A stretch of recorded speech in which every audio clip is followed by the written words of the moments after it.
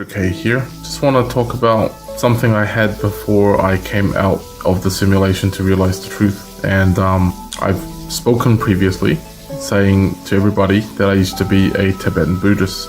And as such, I can now remember the previous life. And the previous life is the 39th Sakya Trizen.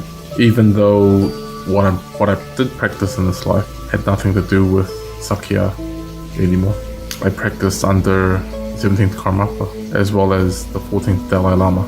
Many furious deities, Yamantaka and quite a few others with proper transmissions, of course. Another moment, which I had been involved in the law case, and that was last year.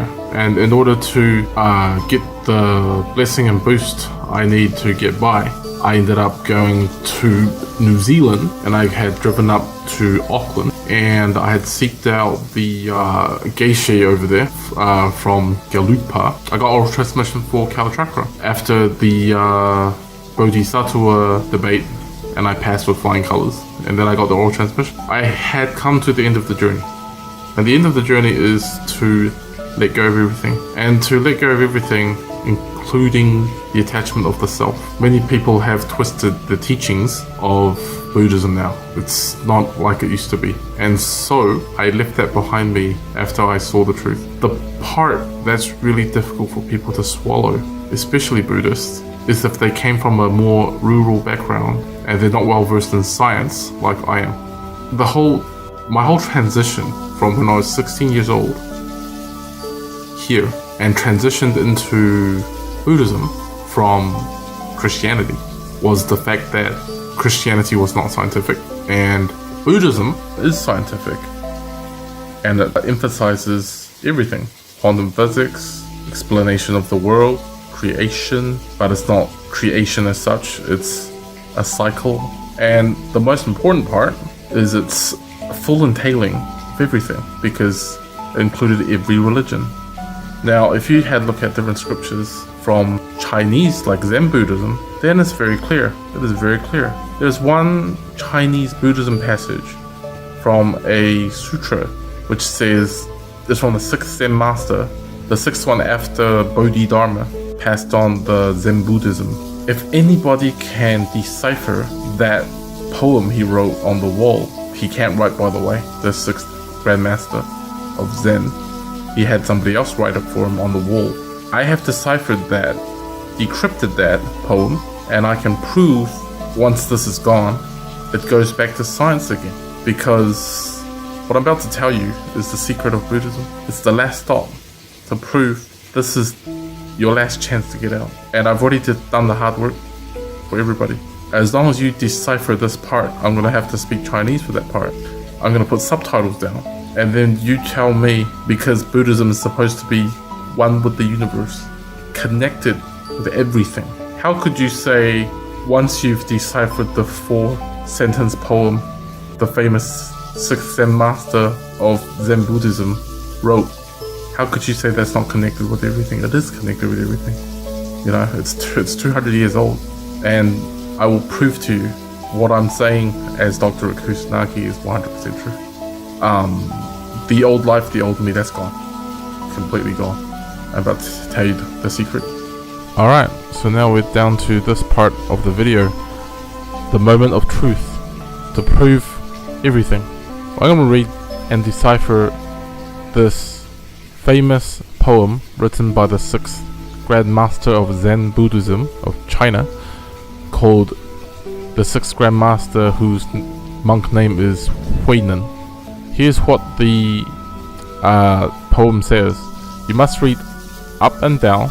In ancient Chinese is to be read from right to left. So let's go with the first line.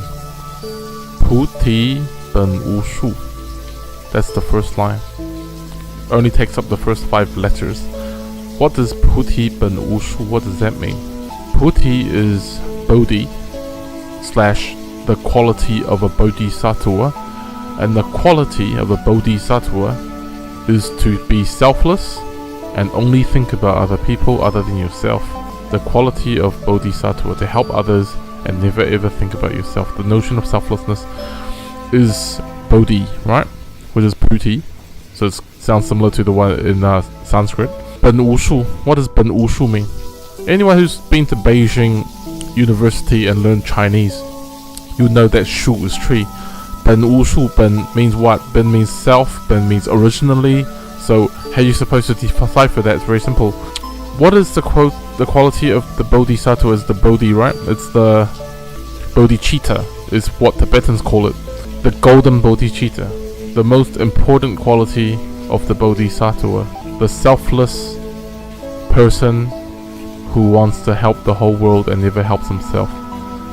And the karma return for good karma is enormous when you do that. Somebody who is enlightened will tell you that.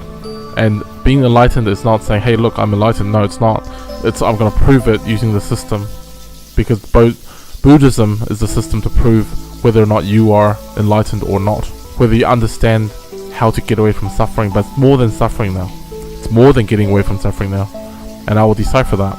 So first line, Puti Ben Wushu. Puti is Bodhicitta. Ben Wushu is originally does not have a tree. Wu means none. So no tree. No tree, what does that mean? The comparison is the Bodhicitta. The Bodhicitta is almost like they're saying, where do you find your Bodhicitta? Where is it? Is it here? Some people say it's in the heart. It's in the heart chakra. Like they point here. If you're talking from a chakras perspective, yeah sure, that's where it should be. But is the Bodhicitta a physical object you can grab with your own hands? No. It is a quality, it is not an object for you to grab with your own hands. That's what a lot of people get confused about. That's what, when I was in the last debate with Geishe Wangsen, he was the only one pleased with my answer and not happy with everybody else's answer, even though he smiles at everybody. But if you have telepathy, you would know what he's thinking, and I know what he's thinking. Just saying that now. Not trying to show off or anything, because I've gone beyond that. Let's talk about Bodhicitta. Originally does not have a tree. What does that mean? Or does not live in a tree. What does that mean? If the Bodhicitta is the quality of the Bodhisattva, the golden Bodhicitta, which I possess by the way, where does it live? If it's a quality, it lives nowhere. If it's a quality, it lives nowhere. The Bodhicitta is actually a code if you understand, because in Buddhism they don't talk about the soul, they don't talk about the consciousness, but they do talk about the Bodhicitta, which is one level down from the Buddha's quality of what Buddha's heart has, which is absolute selflessness and doesn't think about anything else. Bodhicitta is one step down, it's selflessness, but you think about other people to help other people. That's the difference between Buddha and Bodhisattva. Now, originally does not have a tree. What is that? What is the tree referring to? The tree is referring to the body. What it's telling you is where the Bodhicitta lives, it is not anywhere located in your body. Why is that? Let's read the next line, then I'll go back to why is that, okay? This is the hard part to understand. The next line, starting with the sixth letter, is the second line. 明镜亦非台. It's 5 words at a time. 明镜亦非台. What does that mean? 明 is clear or bright, but it usually means clear. 镜 is mirror. 亦非台. 亦非台, what does that mean? You gotta combine 亦非 together to understand what it means. In the 14th century to the 18th century, mirrors are usually found on a desk for women, and it's usually mounted on the stand, right? So what it's saying here on the second line is a clear mirror is not mounted. It does not need to be mounted on a frame. What does that mean? When you're talking about a clear mirror, what does a mirror do? What happens when you go look at a mirror? Have you ever thought about that? What happens when you go look at a mirror? You see the reflection of yourself, right? Let me ask you something. If you see the reflection of yourself in the mirror, is that you? Is that really you? No, it is not. From a scientific perspective, let's go back to the point. The whole reason why I became a Buddhist is because Buddhism is a scientific religion / philosophy. It is not some bogus creation, hoo-ha, whatever religion. So it has scientific findings, it's science that back it up. So the part of me talking about the mirror, if you look at a mirror, the reflection of you inside the mirror is not real. It's not real. Why is it not real? because in order for you to see your own reflection in a mirror, light must be present for you to see yourself to be reflected, in order for that illusion to be formed, called a reflection. A clear mirror will obviously give you a clear reflection. But why does it say it does not need to be mounted on a frame? What is that talking about? The mounting and on a frame is still talking about the body, because it doesn't live in the body.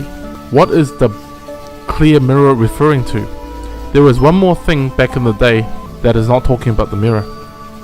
It also reflects. It also allows something else to interpret and see. What am I referring to? The eyes.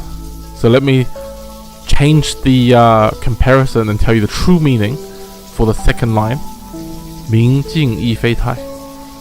If your eyes function the same way as a mirror, think about it. Without looking at a mirror, how does your eyes perceive? And it's not your eyes perceive, your eyes are a tool that extracts the information. You need the presence of light in order for you to see anything. For example, I'm looking at the fridge right now. If light is not present, then how can that fridge, the object, be reflected back to me? How can that be possible? It can't be reflected back to me. Therefore, how do I know there's a fridge over there? How do I know? Right?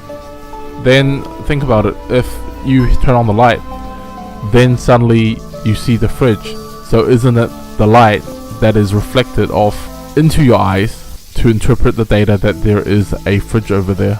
Therefore, I see a fridge. Does your eyes see the fridge? No. It's turned into electrical signals, gone through the cerebral cortex, and interpreted by your brain. And that's the scientific explanation of it. Now let's talk about this. If the clear mirror is referring to your eyes and does not need a frame to be mounted on, then it's saying it's not to be mounted on, and the mount is referring to your body. What is that relating to the first line? It is related. Now we read the last two sentences. That is the key, which is go like this. 本来无一物. 本来 means originally.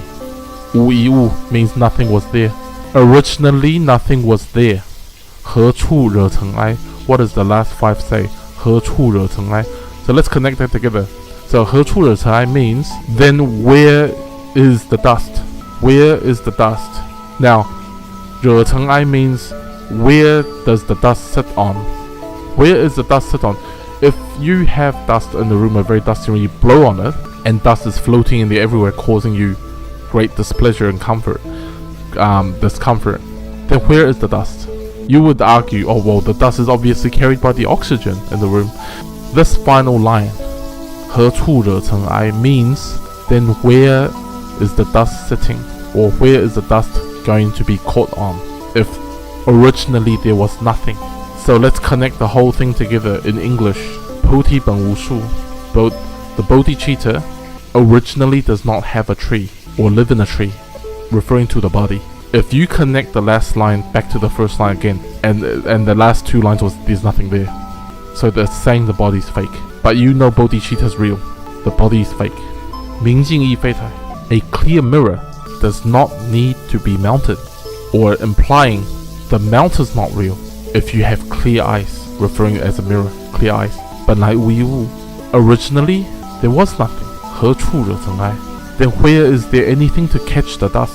What is that saying? If oxygen and air is the very thing that catches dust when there's dust in the room, then the last line is telling you even the oxygen isn't real.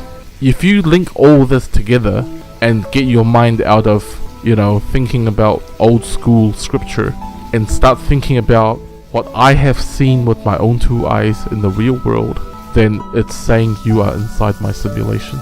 But why would that work on people 200 years ago when there's no VR invented? That's why they had to use religion and use these poems to tell you. And this proves it. And I really hope people will recognize it, because like I said, 40 more years and, well, you're all done. And when I'm gone, this whole place will collapse and there'll be nothing left. And whoever doesn't want to leave before then, well, I'm gonna be fine, but you guys won't be. Given what I've just said, You guys will be wondering, nobody has ever deciphered this poem in 200 years. How come you deciphered it and it makes so much sense? Maybe because I'm the one that wrote it 200 years ago, maybe? Maybe because 200 years ago, I am the 6th Patriarch, the 6th Zen Master, Huinen, maybe? Because from the beginning of all my videos, my earlier videos, I told you I am the creator of this game. It's called 6 Realms of Samsara and the 4 Holy Realms. Surprise!